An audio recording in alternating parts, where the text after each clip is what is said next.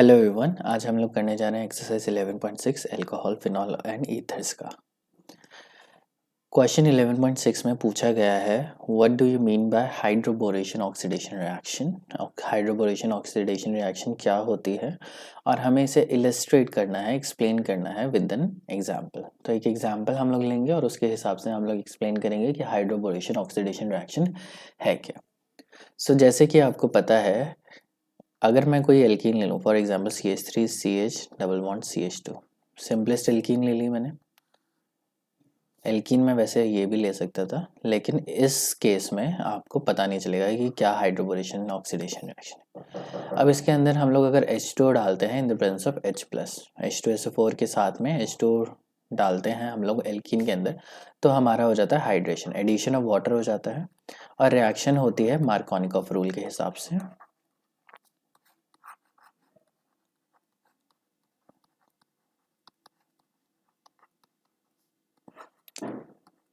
Markovnikov rule लगता है यहाँ पे। अकॉर्डिंग टू मार्कोनिकॉफ रूल, अगर हम लोग H और OH को करेंगे तो H के ऊपर क्या है डेल्टा पॉजिटिव, OH के ऊपर क्या है डेल्टा नेगेटिव।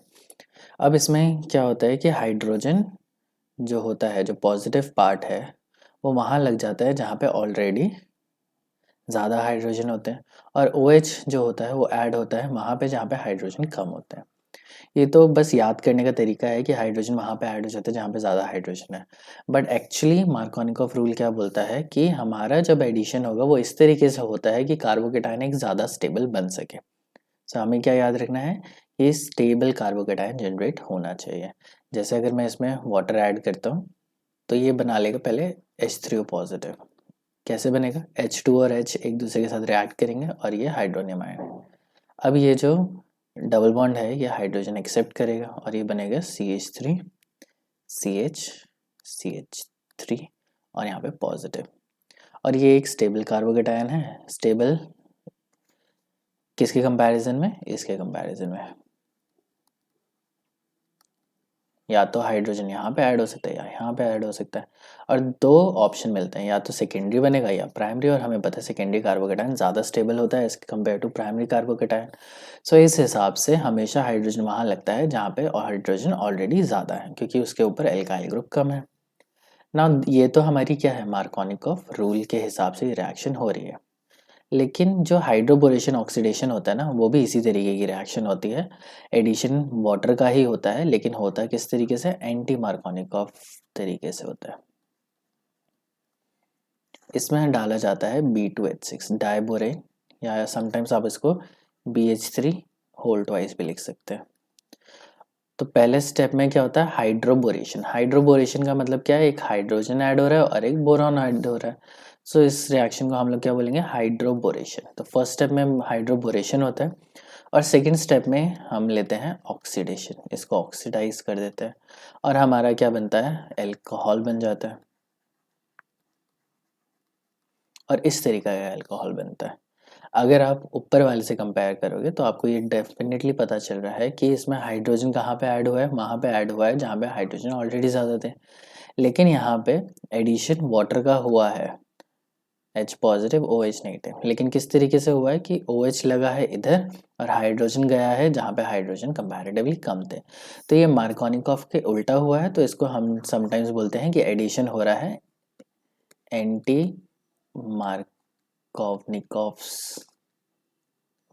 रूल के हिसाब से। ठीक है, एच सच मैं आपको बता दूं, एंटी मार्कोनिकॉफ रूल तो कुछ है नहीं।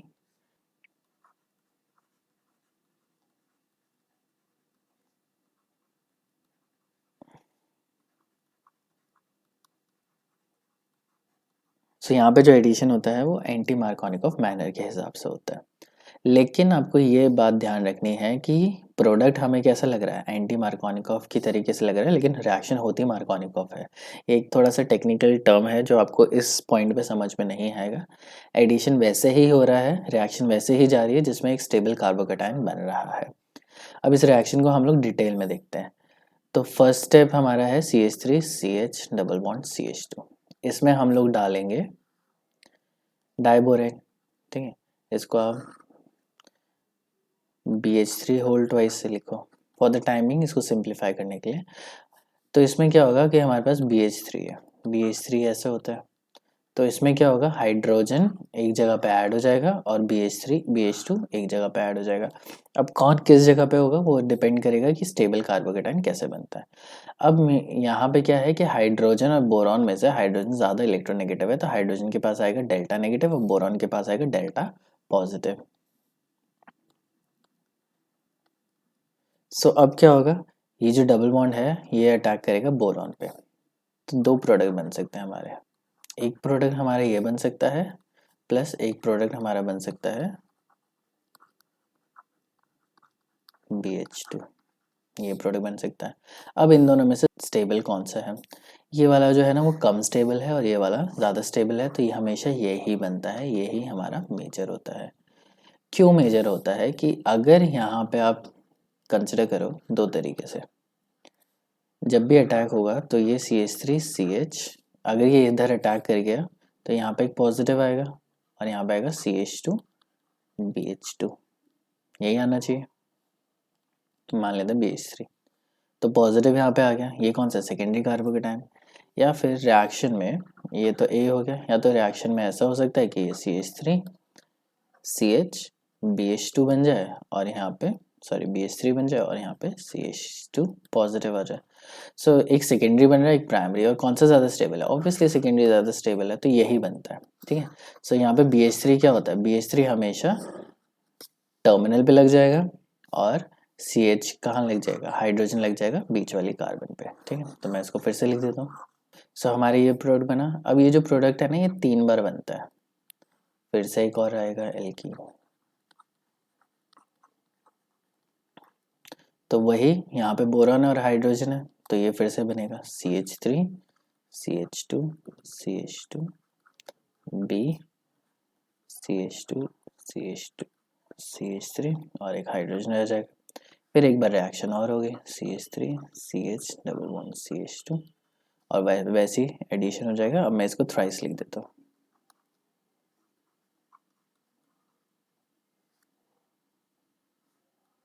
ठीक है, तो यहाँ पे यहाँ से यहाँ तक का जो स्टेप था ना इसको हम लोग बोलेंगे हाइड्रोबोरेशन। नाउ जो सेकंड स्टेप होगा हमारे पास उसको हम लोग बोलेंगे ऑक्सीडेशन। अब ऑक्सीडेशन वाले पार्ट में हम लोग क्या करते हैं, इसी कंपाउंड को लेते हैं CH3 CH2 CH2 thrice B और इसमें ऐड कर देते हैं हम लोग H2O2 हाइड्रोजन पर ऑक्साइड। मीडियम यहाँ पे हमारा OH नेगेटिव है। इससे क्या होता है, H2O2 कैसे होगा, इस तरीके से होगा, तो OH इधर भी ऐड हो जाता है, OH इधर भी ऐड हो जाता है, तो 3 मॉलिक्यूल मिलते हैं हमें CH3 CH2 CH2 OH के प्लस BOH थ्राइस के, ये हो गया बोरिक एसिड। ठीक है, सो ये इस एग्जाम्पल के बेसिस में हम लोग बता सकते हैं कि ये इस तरीके की रिएक्शन होती है, दो पार्ट्स में होती है, पहले तो हाइड्रोबोरेशन होता है उसके बाद ऑक्सीडेशन होता है। और प्रोडक्ट किस तरीके का बनता है, एंटी मार्कोनिकॉफ प्रोडक्ट बनता है, लेकिन रिएक्शन वैसे ही होती है, इसमें भी सेकेंडरी कार्बोकेटाइन होता है जो स्टेबल होता है, उसी की वजह से रिएक्शन होती है। ठीक है, तो प्रोसीजर तो मार्कोनिकॉफ ही लग रहा है, लेकिन प्रोडक्ट जो बनता है वो अपीयर होता है कि वो एंटी मार्कोनिकॉफ हो गया है।